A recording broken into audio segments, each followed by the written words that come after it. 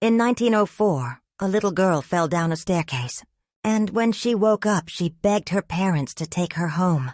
But her home, she said, was not in England. It was in ancient Egypt. Dorothy Louise Eady, later known as Om Seti, would grow up to become one of the most mysterious figures in modern archaeology, a woman whose memories seemed impossible, a case where history, reincarnation, and science collided. This is the story of Bentreshyt reborn, and the woman Egyptologists still cannot fully explain. London, 1904. Industrial smoke drifts through the narrow streets. Inside a quiet Victorian home, a 3-year-old girl named Dorothy Louise Eady begins her morning like any other. But in an instant, everything changes. Dorothy slips and falls down the staircase, a fall so severe that a doctor arrives only to declare the little girl dead. Her parents are shattered. And then, without warning, she breathes, a sudden gasp of life, as if something had pulled her back. But the child who opened her eyes was not the same little girl her parents knew. In the days that followed, her mother noticed a transformation. Dorothy spoke with a strange new voice, using words unusual for a toddler. Her behavior became unpredictable, almost foreign, and at night she dreamed. Dreams so vivid they terrified her parents. Vast stone halls, towering columns, sunlit courtyards filled with flowers, and a grand palace she insisted she had lived in before. She described it not as fantasy, but as memory, a memory of a life far away from London, a life thousands of years in the past.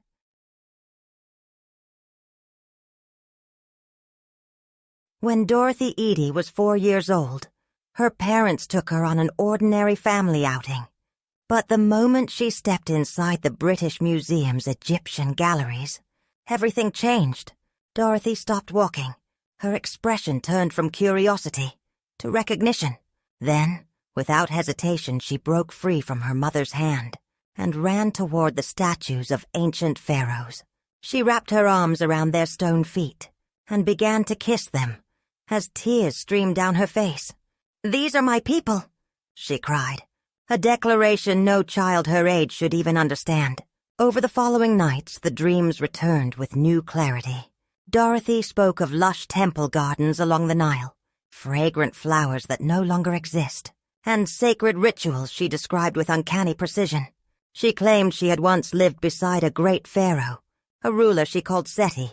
Her parents were frightened. They believed something was wrong, but word of this unusual child began to spread. And soon Egyptologists, scholars who had devoted their lives to the ancient world, became deeply, almost urgently curious, because Dorothy Eady was not just remembering fantasies, she was remembering facts, details no one had ever told her, details she shouldn't have known.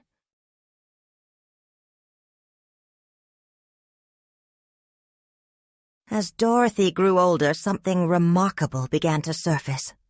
Her dreams, once scattered and vague, became vivid, structured, almost historical. She no longer spoke of a palace. She spoke of a specific place, a temple, a life, a name. She said she had once been Bentreshyt, a young woman raised within the sacred walls of the Temple of Seti I in Abydos. Dorothy described details far beyond the imagination of a child.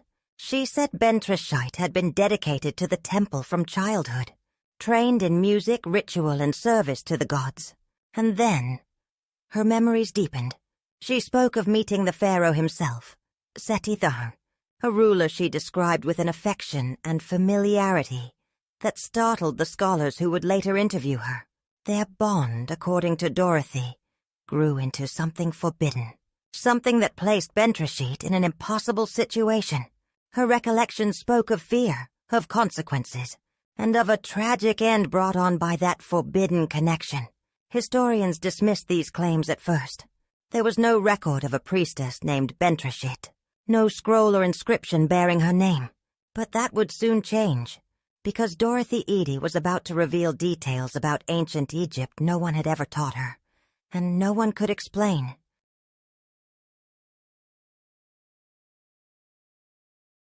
In her 20s, Dorothy Eady made a decision that would change the course of her life, and perhaps rewrite history. She left England behind forever, and stepped onto the sunlit shores of Egypt. Here Dorothy married an Egyptian man, and after the birth of her son, she took on the name the world would remember her by, Om Seti, Mother of Seti. But even as she built a new life, there was one place she could never forget, Abydos, the sacred home of the god Osiris, the resting place of Pharaoh Seti I, the temple she claimed she had walked through not once, but twice, first in ancient memory, and now in a new lifetime. For years she insisted she had to return, that something was pulling her back across the desert. And then, at last, she stood before it. And when Om Seti finally saw the temple again, everything changed. The mystery deepens.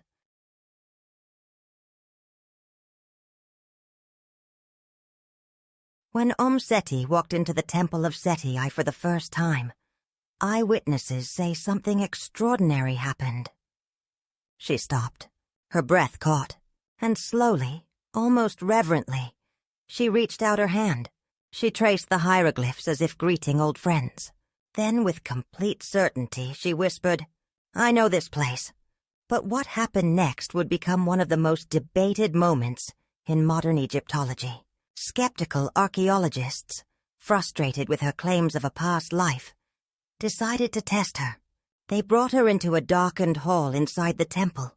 No windows, no torches, just a pitch-black chamber known only to experts. And in that darkness, they asked her to do the impossible.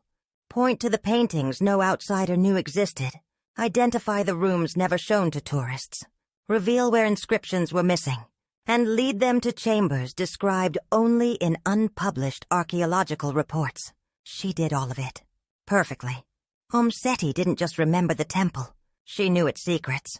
And in the years that followed, archaeologists would uncover structures exactly where she had described them, places she could never have seen in her lifetime. For many researchers, the Abydos test remains one of the most baffling moments in the study of ancient Egypt. Over decades, Om Seti became more than a curious figure claiming memories of a past life. She became a contributor to real archaeology, a bridge between modern science and ancient mysteries. She correctly identified the layouts of long-lost gardens, pinpointing locations that had puzzled researchers for years. She described temple rituals and ceremonies never before documented in any text. She translated obscure hieroglyphic inscriptions with a fluency that surprised even the most seasoned Egyptologists. Even the skeptics admitted she knew things no untrained person could possibly know. But the question remained, was this innate genius, pure coincidence, a form of extraordinary memory, or a connection to something much older than any living human mind? In her later years, Om Seti chose a quiet life near the temple she claimed had been her home centuries before. A simple house, a modest routine, yet she remained a figure of fascination to the villagers, a beloved neighbor, to Egyptologists, a puzzle that defied explanation. She passed away in 1981, leaving behind no ordinary legacy. Her life blended history, mystery, and a connection to the past that continues to captivate researchers, skeptics, and believers alike. Though her body is gone, the story of Bentreshyt reborn, of Om Seti, endures as one of archaeology's strangest and most compelling mysteries. Dorothy Eady, known to the world as Om Seti, claimed she remembered a life from over 3,000 years ago. Whether you see it as reincarnation, rare memory, or something else entirely, her knowledge forever changed how we study ancient Egypt. So what do you think? Was Om Seti a brilliant historian, a woman with a rare gift of memory, or proof that some lives never truly end? Share your thoughts in the comments. I read everyone. And if you want more historical mysteries, unexplained events, and stories that challenge our understanding of the past, don't forget to subscribe. Thank you for watching. Until next time.